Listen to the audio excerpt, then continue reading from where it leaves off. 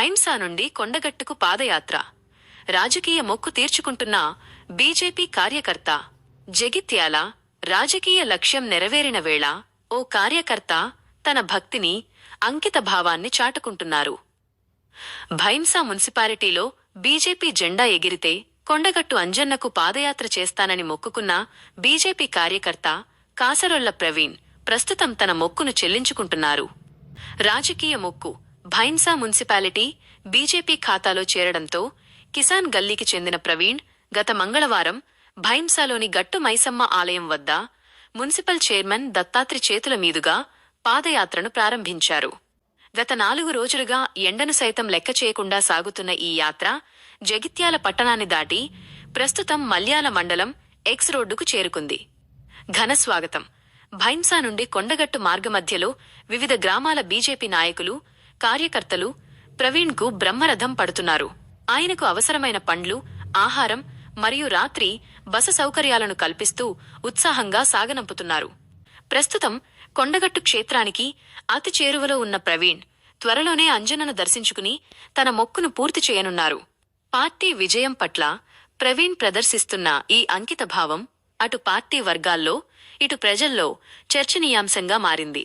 కొండగట్టు వరకు ఎటువంటి ఆయనకు కష్టాలు రాకుండా చూసుకోవాలని ఆ ఆంజనేయ స్వామిని కోరుకుంటూ మరియు తనను కూడా అభినందిస్తూ జై హింద్, జై భారత్, జై శ్రీరామ్, జై హనుమాన్, జై హనుమాన్, జై హనుమాన్, జై హనుమాన్, జై శ్రీరామ్, జై కొండగట్టు హనుమాన్.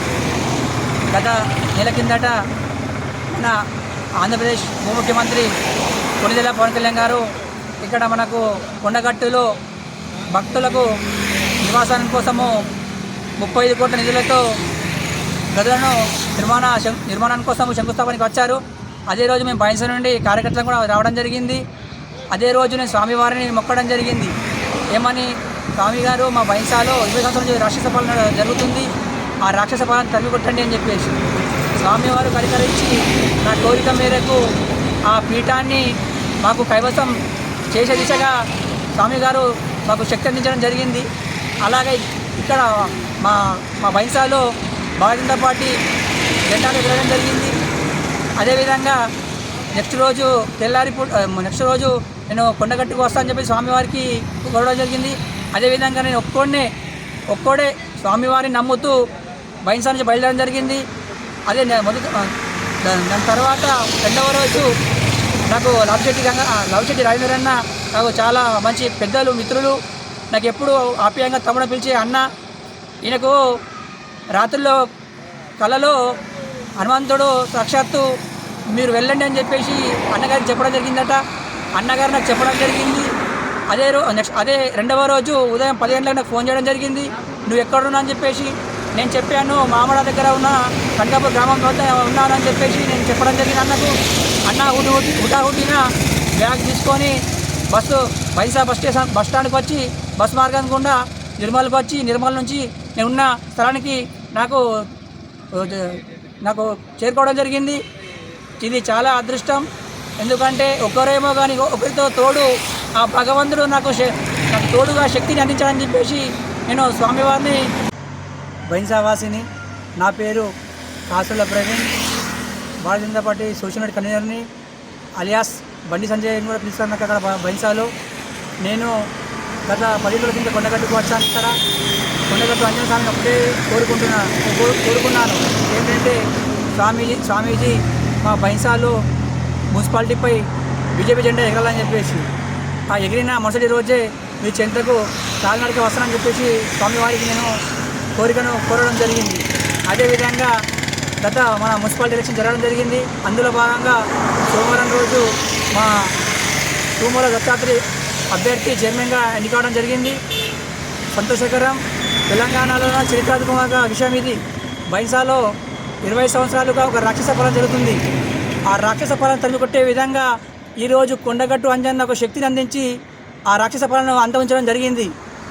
అలాగే మంగళవారం రోజున నేను భైంసా గట్టు మైసమ్మ మా మైషాకమాయ మైషాకమాయ అని చెప్పేసి మేము భైంసాలో అందరం అంటూ ఉంటాము. మైజాకు ఎలివెల కాపాడుతుంటుంది అమ్మగారు.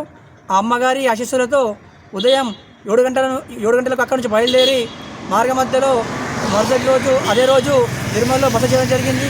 అక్కడి నుండి నేరుగా ఖానాపూర్ రావడం జరిగింది. అక్కడ బస చేయడం జరిగింది. అక్కడ నుంచి తర్వాత ఇక్కడ మన రైకల వద్ద బస చేయడం జరిగింది. అక్కడి నుంచి నిన్న రాత్రి 12 గంటలకు బయలుదేరి జగిత్యాలకు పొద్దున 7:30కు రావడం జరిగింది. ఇక్కడ స్నానం ఆచరించి ఇక్కడ నుంచి నేరుగా కొండగట్టు బయలుదేరి మార్గంలో రాజారామని గ్రామంలో మా మీడియా మిత్రులను కలవడం జరిగింది. నాకు చాలా సంతోషకరం. ఎందుకంటే మనం రాబోయే 2028 తెలంగాణ అసెంబ్లీ ఎన్నికల్లో భారతీయ జనతా పార్టీ అధికారం చేపడతామని చెప్పేసి గట్టి నమ్మకంతో నేను స్వామివారి సంకేతంతో చెప్తున్నాను. అలాగే అంటే మీరు ప్రారంభించినటువంటి పాదయాత్రలో బీజేపీ శ్రేణులు అంటే ఇన్ని మార్గాల నుంచి మీరు బయలుదేరి వచ్చారని చెప్పారు కదా, ఎవరైనా మీకు స్వాగతాలు కానీ ఎలా అయినా? మాకు మా నూతనంగా ఎన్నికైన మా తుమ్మల దత్తాత్రేయ చైర్మన్ గారు మాకు గట్టమేశ్వర టెంపుల్ స్వాగతం పలికారు. అక్కడ నుంచి మార్గమధ్యంలో వాళ్ళకు కలెక్టర్ ఆఫీస్లో మీటింగ్ ఉండడం జరిగింది. మా కౌన్సిలర్ల బృందం ఇక్కడ మా నిర్మల్ జిల్లాలో నర్సాపూర్ గ్రామంలో మాకు కలవడం జరిగింది. ఆ తర్వాత మా బైంసావాసులు అందరూ మాకు ఆర్ఎస్ఎస్ సంస్థ వారు కానీ హిందూ వాహిని కార్యకర్తలు భారతీయ జనతా పార్టీ మన హిందూ బంధువులందరూ నాకు కలవడం జరిగింది. అలాగే నాకు ఎక్కడ కూడా ఆటగానం లేకుండా భోజన వసతి కానీ మాకు రాత్రిపూట పడుకోవడానికి మా హిందూ వాహిని సోదరులు నాకు ఎంతో సహకరించారు. వారికి నేను హృదయపూర్వక ధన్యవాదాలు చెప్తున్నాను.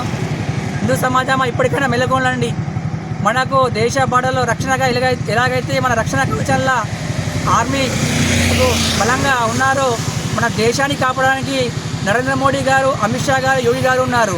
కలియుగంలో చూస్తే అయితే నరేంద్ర మోడీ గారు రాముడు, అమిత్ షా గారు లక్ష్మణుడు, యోగి గారు హనుమంతుడు.